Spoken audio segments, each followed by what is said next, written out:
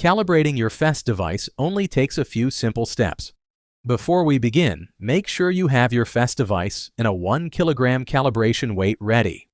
To start the calibration process, first flip the device vertically.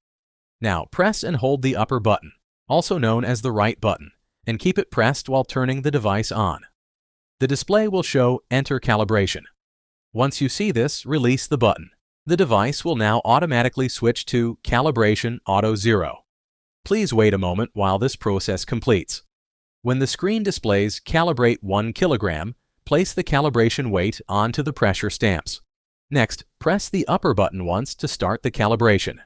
Wait until the display confirms with Calibration OK. Once the calibration is complete, remove the weight from the device. The calibration is automatically saved on the device. Finally, turn off the device.